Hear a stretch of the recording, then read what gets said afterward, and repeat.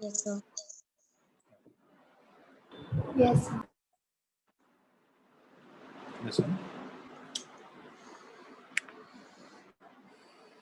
So now we will discuss the last concept in this chapter. So I hope you all remember I've written it. So I'm starting with it. There is loss of motion test coming Saturday, 24th October from 5 to 6:30 p.m. Okay.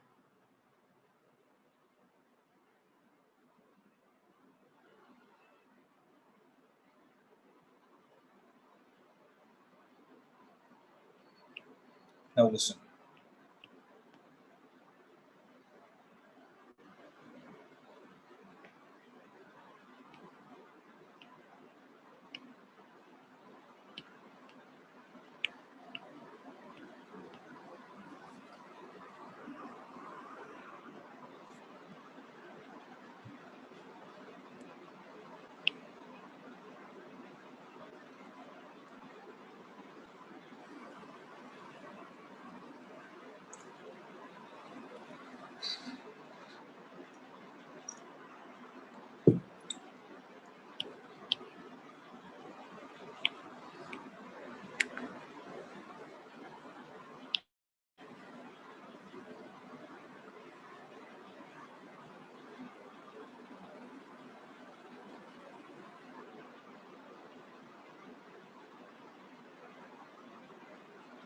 So are you able to see my screen? So we have completed all the topics except one topic, that is conservation of angular momentum. Okay.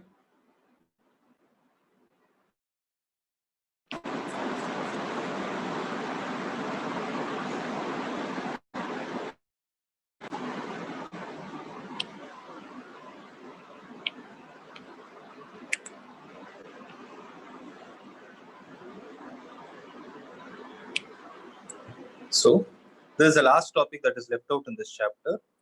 Let's see what it is. Okay, write down the heading as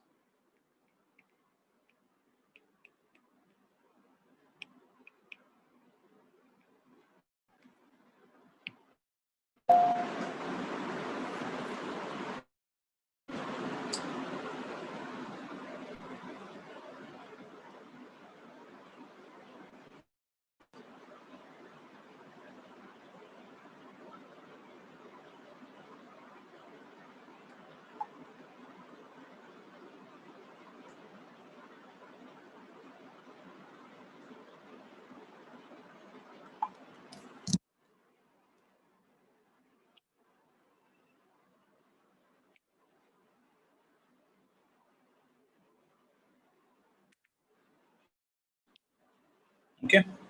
So listen, we have discussed this thing. Torque external is equal to rate of change of angular momentum. Do you guys remember this? I've told this already.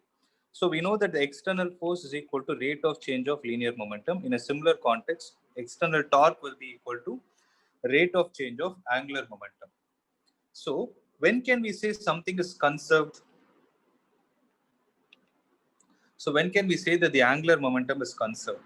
So angular momentum is said to be conserved when net torque acting on the system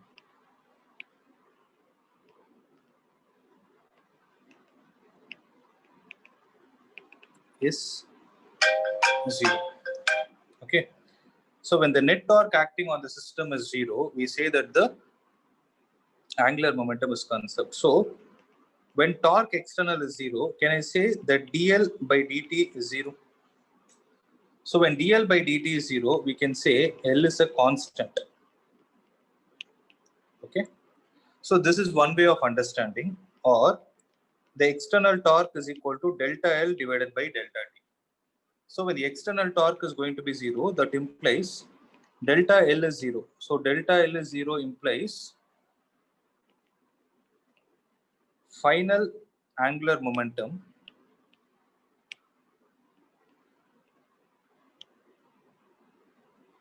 is equal to initial angular momentum. So this is the mathematical condition. So whenever you have to apply the concept of conservation of angular momentum, what should be 0? Torque acting on length. The net torque should be 0.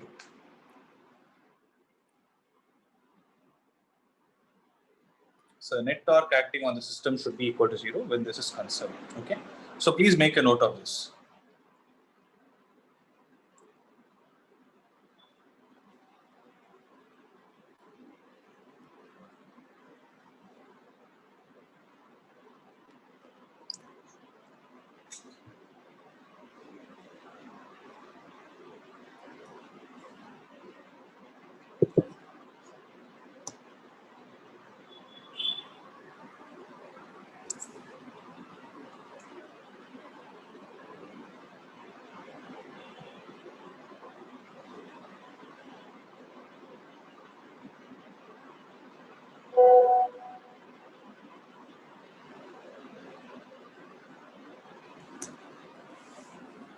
Okay. So listen, final angular momentum will be equal to initial angular momentum. The symbol for angular momentum is L, which implies what is the final angular momentum?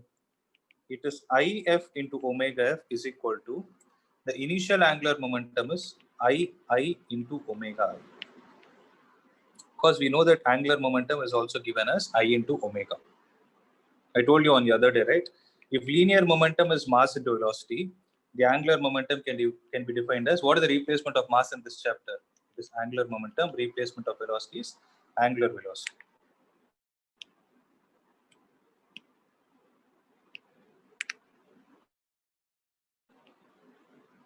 Okay. So these are all some important points.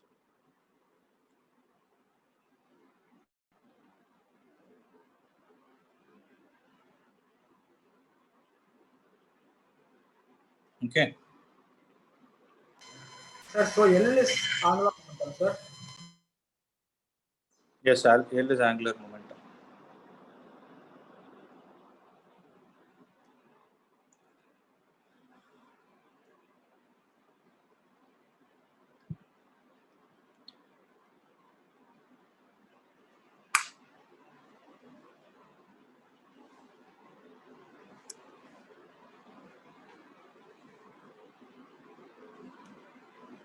Okay. So with this chapter is over. I'm going to do few problems for you to understand its application. See.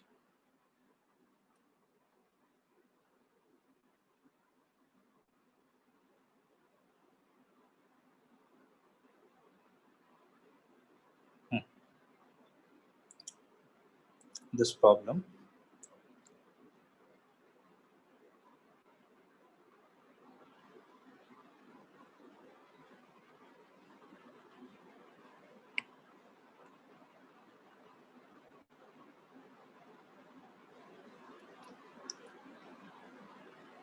See, listen.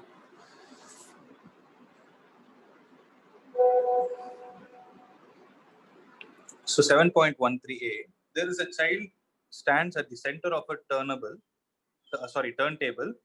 with his two arms outstretched. Okay.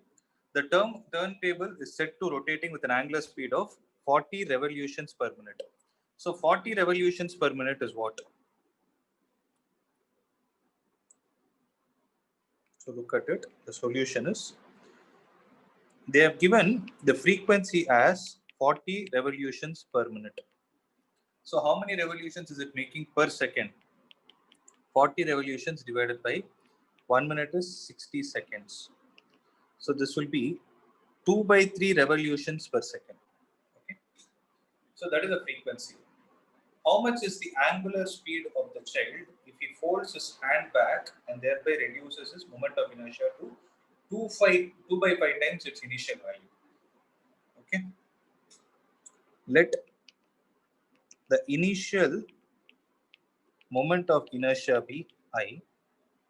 Then what is the final moment of inertia according to the question? Read it carefully and tell me. 2 by 5 times I. Yes, reduces to, they didn't say reduces by. If it is reduces by, then it is I minus 2 by 5.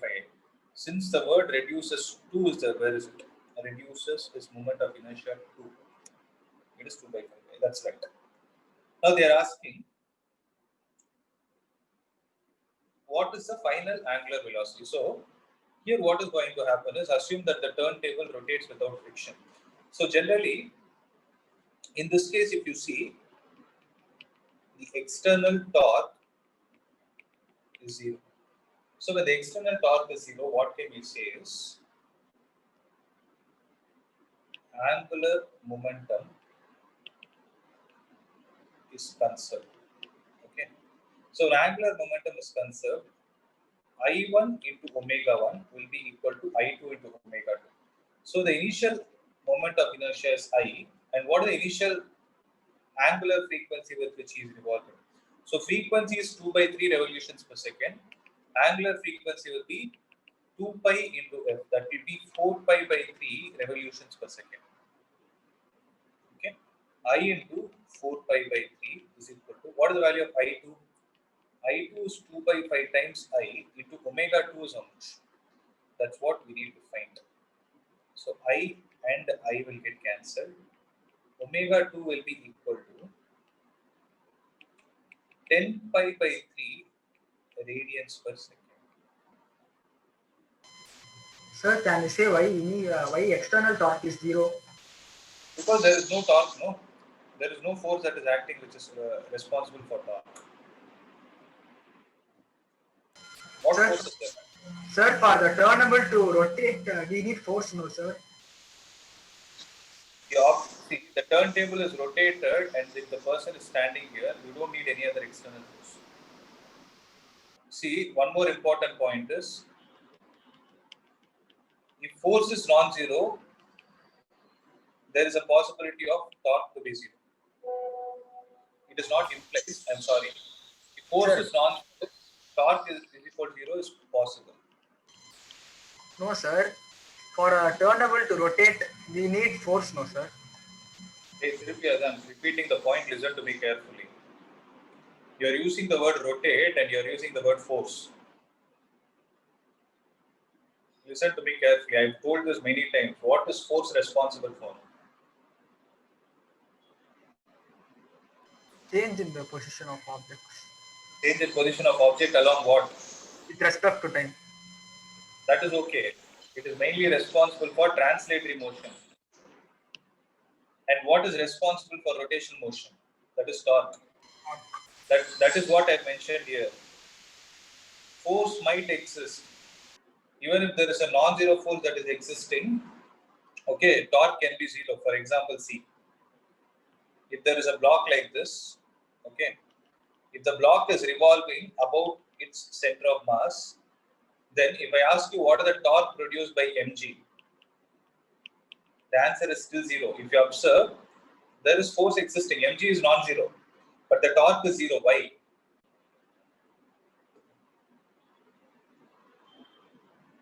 Because for you to define torque, what you need?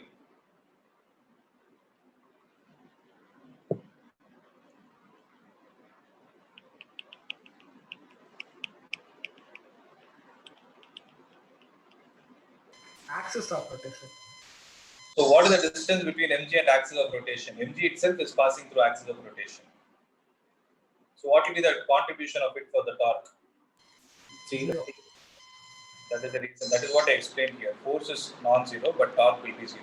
Means when the person is revolving, what will happen is, if mg is acting downwards like this, then what can happen is, if his hands are kept stretched, okay. So I will explain that point here. See.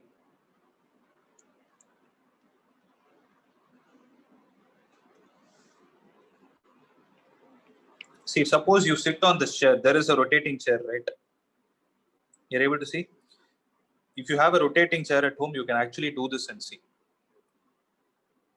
So when you sit on a rotating chair and put yourself into rotation, if you stretch your hands, okay, if you stretch your hands and sit, you will observe that you're rotating with a slower speed. Whereas if you try to bring your hands close to your chest, okay, if you try to fold them, you can observe that the speed will increase. It is all happening because of the fact conservation of angular momentum. Because when angular momentum is conserved, what is happening? I into omega is a constant. So I is inversely proportional to omega. Means for omega to be less, I has to be more. When you stretch your hands, is I more or less? Yes, more. It is more because more mass is distributed from the axis of rotation. Whereas when you bring your hands close, what will happen? I will become less and omega will become more. So the parameters I and omega will get adjusted among themselves in such a way that if one is increasing, the other will automatically decrease, so that their product is always a constant. Is that clear? Yes, sir. Okay, it is the same problem which is given here. Initially, what is happening? Initially, the moment of inertia is I. That is because his two arms are stretched. Whereas when he brings his hands close, observe the moment of inertia is decreasing. Whereas the initial angular, I made a small mistake, 1 minute. Here it is radians per second, not revolutions per second. So initial angular velocity is 4 pi by 3. What is the final angular velocity? It is 10 pi by 3. So which one is more, obviously? Second one, right? So you're able to understand. So if moment of inertia is more, angular velocity will decrease.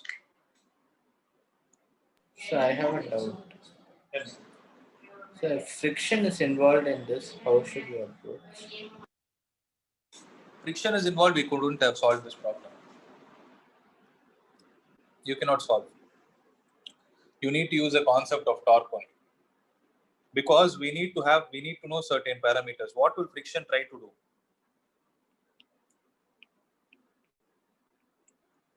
So if there is friction existing, okay. The question is about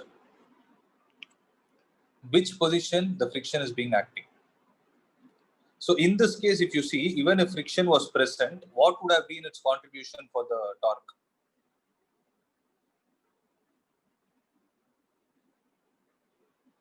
I just told you one important point. For you to define torque, what do you need? You We need force. force. You need force and you need the perpendicular distance from the axis of rotation. Okay. If suppose the person had been revolving, standing on the center of the table, what would have been the contribution of friction in this case?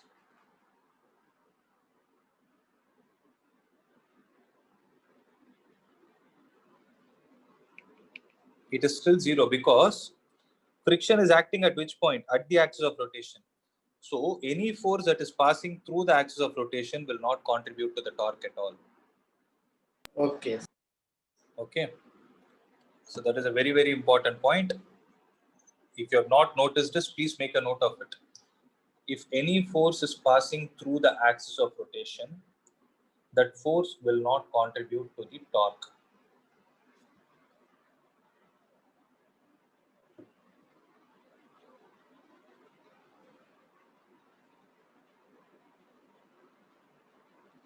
Okay.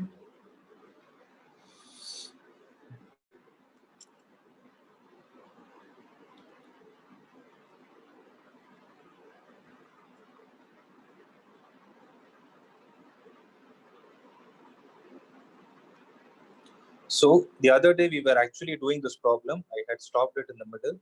Let's do this. Today at least let's see you are able to answer or not.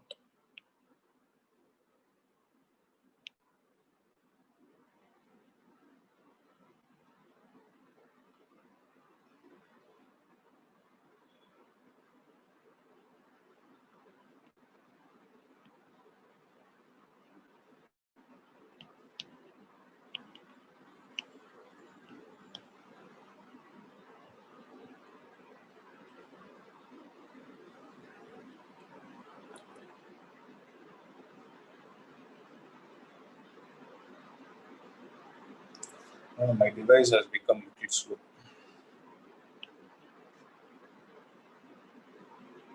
Now see. Let's try to solve this problem.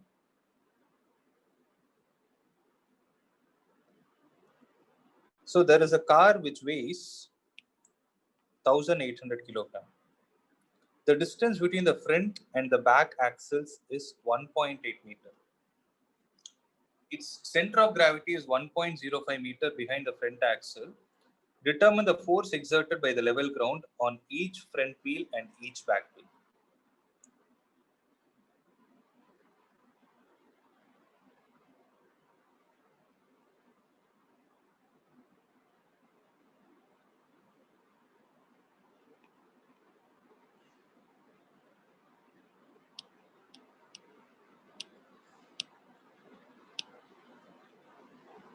So this is the front part. Okay. Now the question is, from the front wheel, where is the center of gravity? 1.05 meter behind the center. So from here, it is 1.05 meter.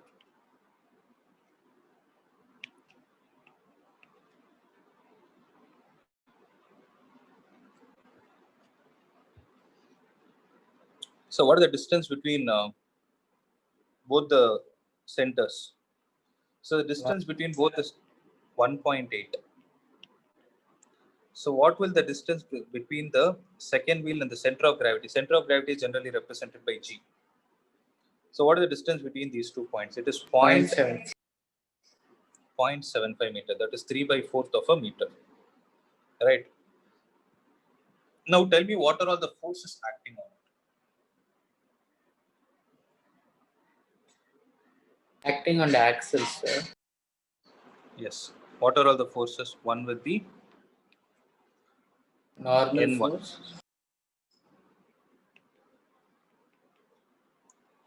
I'll take this as N1 and this as N2. Okay. So how are the normal forces acting? Perpendicular. So, yes.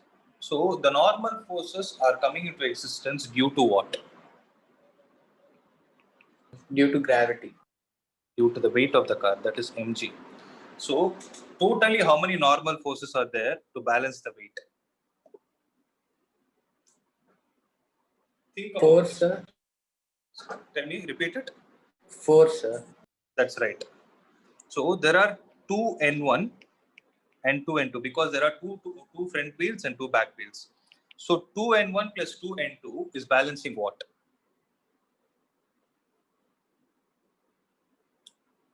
Balancing mg. That's right. So they are balancing mg. So 2 times N1 plus 2 times N2 is equal to mg. Let this be equation number 1. This is happening for translational equilibrium. Similarly, you have a concept of rotational equilibrium, right? So for rotational equilibrium, tell me, N1 will try to put the object in which direction of rotation? Rotational equilibrium about the point G. So whenever you're talking about rotational equilibrium, you need to mention the point across which you're doing it. Okay. So N1 will try to put the object in which direction of rotation?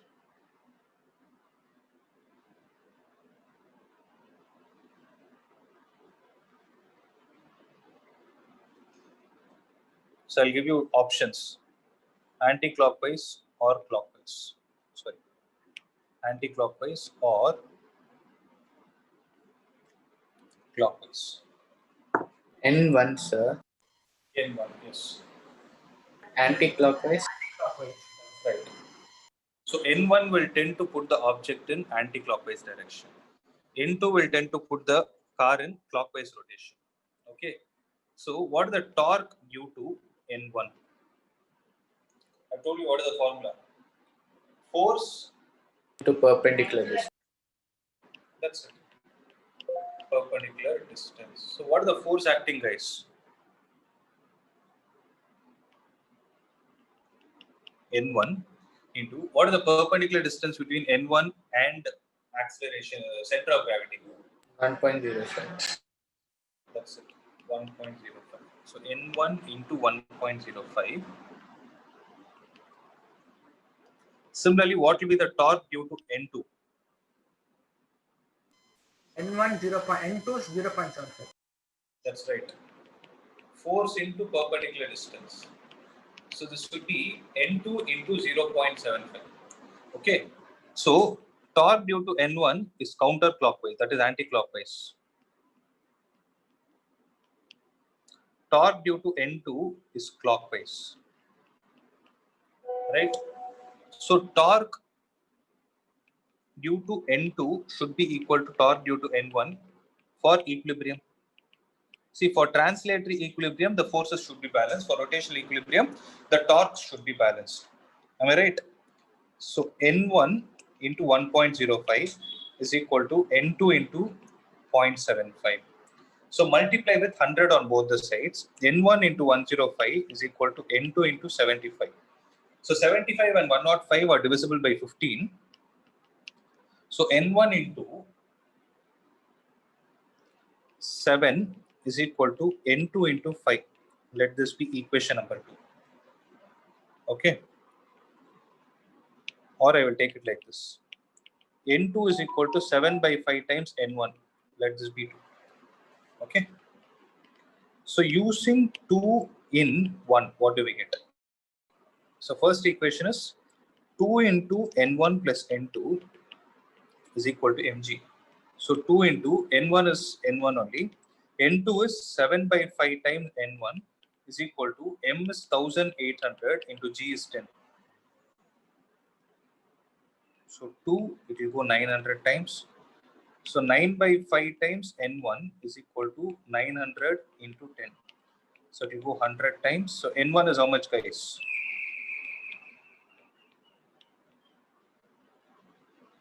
N1 is 5000 Newton and N2 will be 7000 Newton. If you check the textbook, I think the answer will be in terms of 6000 something. That is because they have taken G as 9.8. Sir, how is it 9 by 5 N1, sir? LCM, oh, 12 by 5. Oh, sorry. Yes. Sorry, I took wrong LCM. It is 12 by 5 times N1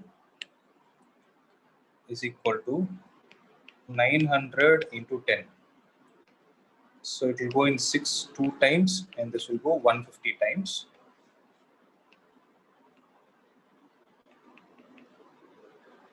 Is it right? Check.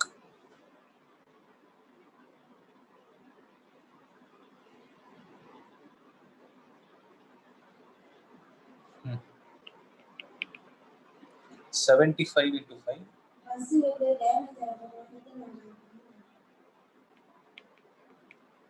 3750 Newton. So this is the answer. So I'll be back, okay? Just a minute.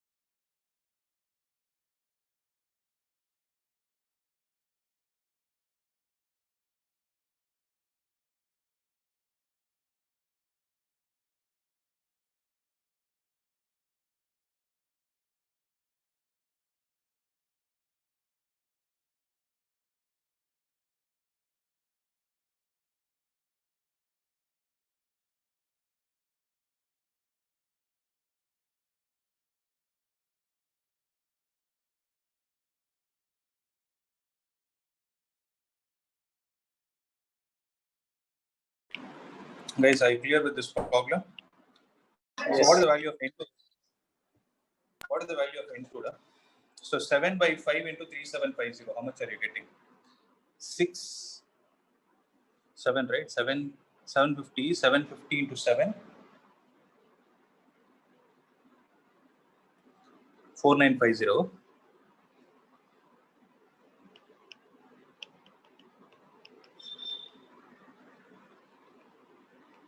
5250, sir. 5250. So this will be 5250 Newton. Okay, these are all the normal forces. Now I hope you guys could understand it better. So it is because of, so what I applied here is nothing but principle of moments. Okay. So that is how you solve these kind of problems.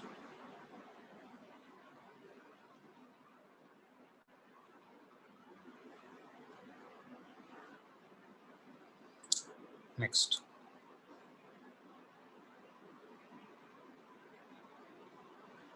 So I'm just doing some important problems, Arun. Remaining you can try.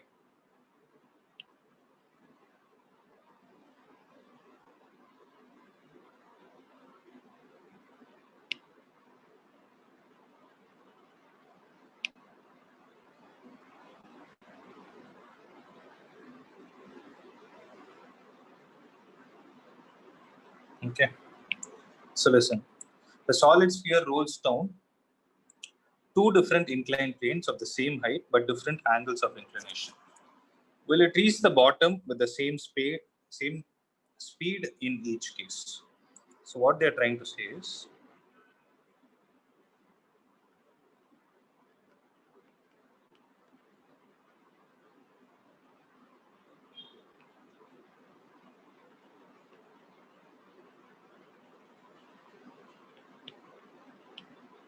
okay, this is theta1, this is theta2. So there is a solid sphere. So when I say solid sphere, immediately you should think of moment of inertia of it. What is the moment of inertia of the solid sphere? It is 2 by 5 mr square. Okay, this value has to be in your mind. Will it reach the bottom with the same speed in each case? Will it take longer to roll down one plane than the other? If so, which one and why? So let's first answer the first question.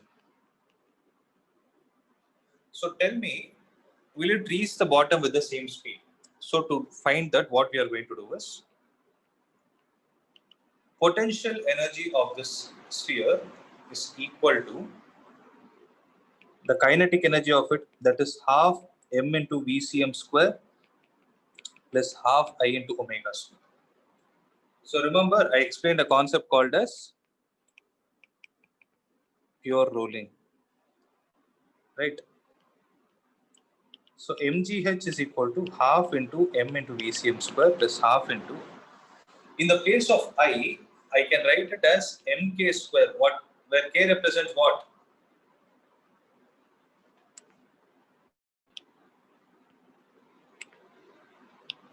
K represents what, guys? Radius of gyration. Yes, it's called radius of gyration. Mk square into omega can be written as VCM divided by R square. Because the condition for rolling is velocity of center of mass is equal to R omega. This is the condition for rolling. Okay. So M and M will get cancelled. VCM square into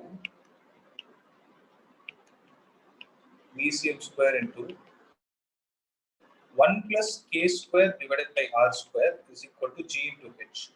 So what is VCM then? VCM square is GH divided by 1 plus K square divided by R square. So VCM will be this one. So what is that you are able to understand from this? Now try to answer the question. In both the cases, what is same? H is Same and theta is different. Now look at this expression. Is the final velocity of the center of mass dependent on theta?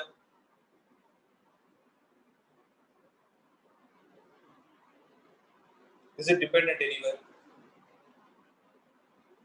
Look at the expression, GH divided by 1 plus k square by r square.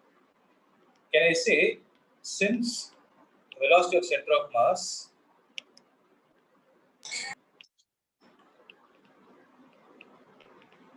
is independent of theta, that is angle of inclination, can I conclude it reaches the bottom with same speed?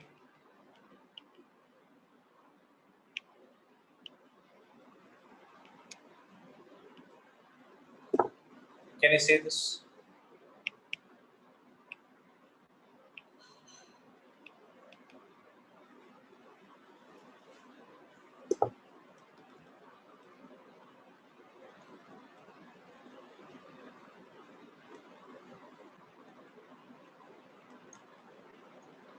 Are you guys able to understand or not?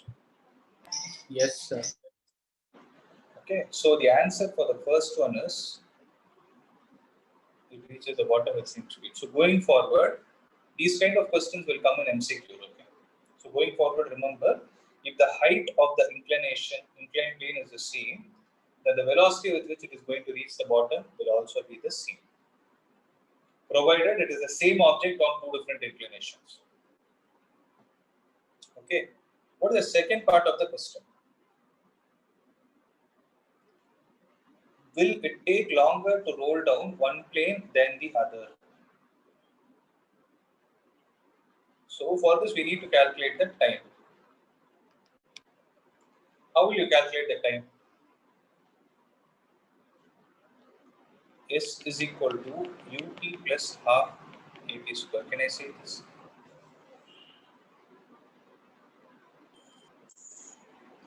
So u is 0.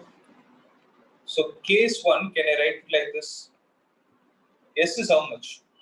When the object is rolling, this is theta, this is h. If I call this distance as s, then what is h divided by s, guys? Tell me.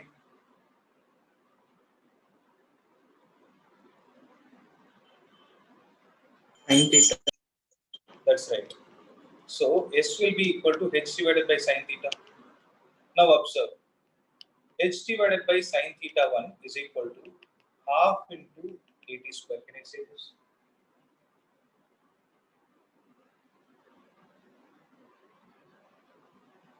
Yes or no? So but we need acceleration also. No? So this problem. I'm going to explain certain important things. Observe. See.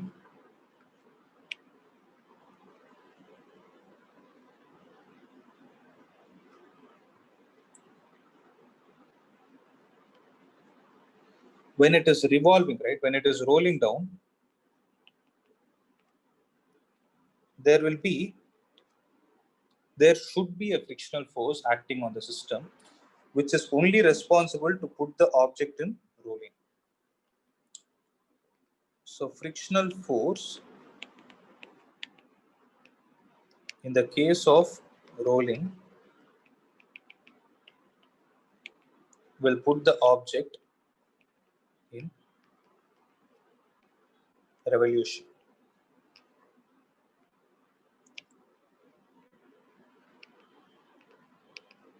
Okay.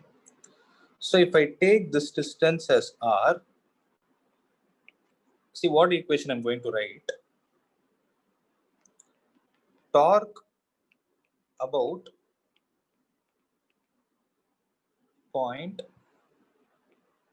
O is given as F into capital R is equal to I into alpha. Since torque is equal to I alpha, so force is here, the axis of rotation is here, so force into perpendicular distance is I into alpha. So F into R is equal to, let this be I into alpha is acceleration of center of mass divided by R. Since A is equal to R alpha, implies alpha is equal to A divided by R. Okay, let this be equation number 1. Similarly,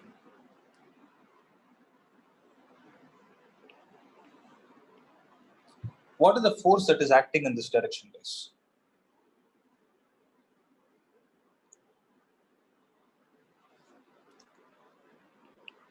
This is mg. Okay, mg can be resolved into two components. What are they? mg cos theta and d sin theta. Yeah. So mg cos theta will act perpendicular to the surface and mg sin theta will act along the surface. So if this is how it is going to act. Now for translatory motion, see. For translatory motion, mg sin theta minus f is equal to m into acceleration of center of mass. Okay. This implies f is equal to I into acceleration of center of mass divided by r square. But I is nothing but mk square divided by r square into acceleration of center of mass. Let this be equation number 1. Let this be equation number 2. Now, using 1 into, it implies that mg sin theta minus mk square by r square into acceleration of center of mass is equal to m into acceleration of center of mass. So from this, find what is the acceleration of center of mass and tell me.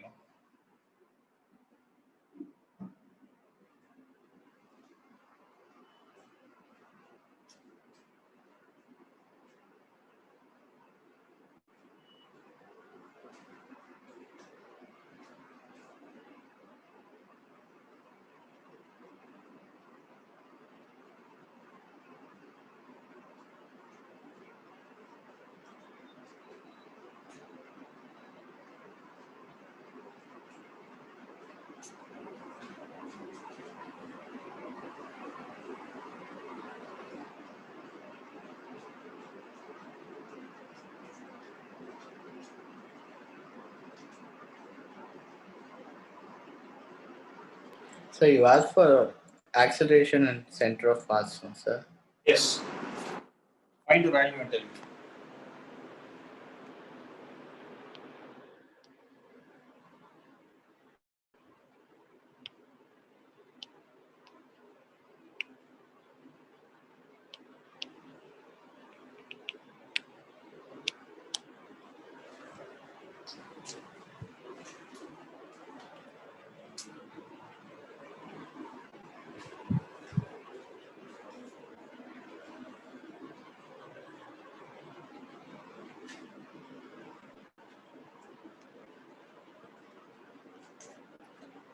So acceleration of center of mass will be equal to g sin theta divided by 1 plus k square by r square. So m will get cancelled. It will be g sin theta by 1 plus k square by r square. So I got r square d sin theta by r square plus k square. No, you need to write it in this way. That's how I wrote velocity also, no? 1 plus k square by r square. That is the reason. Sir. Okay, so acceleration will be equal to g sin theta divided by 1 plus k square divided by r square. Okay. So from this I can conclude time taken by the sphere will be least if its acceleration is more. Because the one which is able to accelerate more will take lesser time to reach. Okay. Also, since acceleration is directly proportional to theta, acceleration of first, or I can say acceleration of the object on an inclination where theta is more will be more. So there it will take lesser time. So from this I can conclude that the time taken by the sphere will be the least which has more angle of inclination. Are you guys able to understand this? The ACM2 will be greater than ACM1. That we don't know, no? Since theta is greater in the second case, so even Did they mention? acceleration. Did they mention it anywhere? Okay, sir. It's not mentioned. No, two different inclined planes of same height but different angles of inclination. They never mentioned which is more and which is less. Okay. So, see, one thing what I did is I derived the acceleration using translatory motion and rotation motion. If you want to derive it in another way, see, alternate derivation.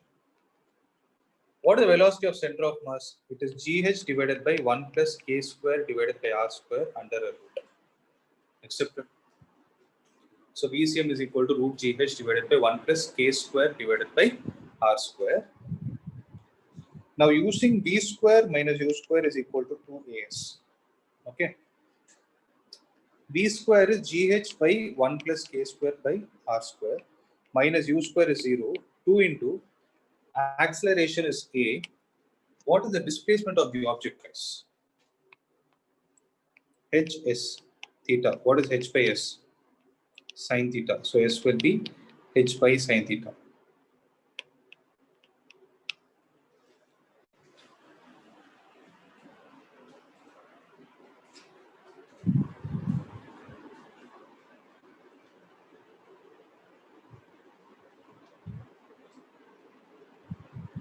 Right?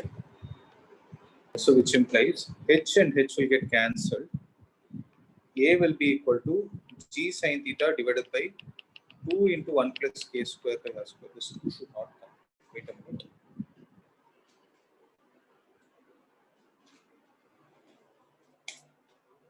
Yes. See, actually, I cannot use this equation. I'm sorry. Because there is friction acting on the object.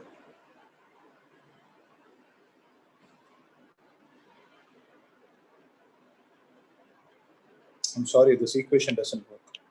I thought we can use this. It's not working. So the only way is g sin theta divided by 1 plus k square by r square is the right answer.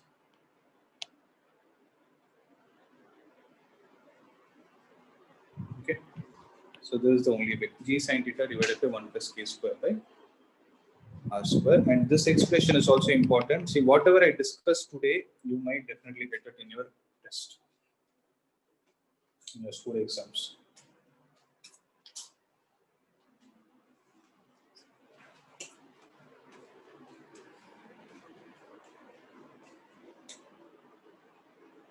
Okay. So is this clear? Yes, sir. Good.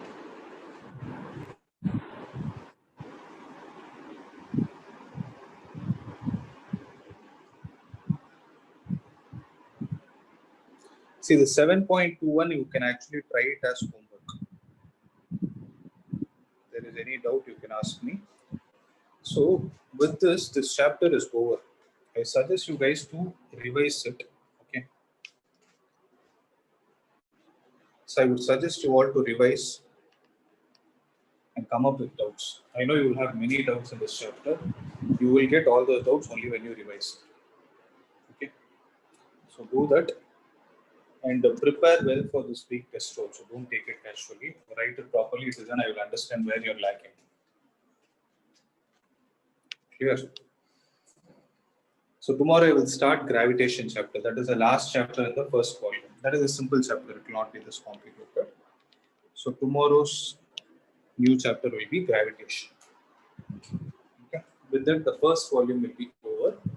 Then maybe I'll give you some time for revising and asking your doubts from the first volume's certain chapter itself. Okay. So any other doubt from today's class?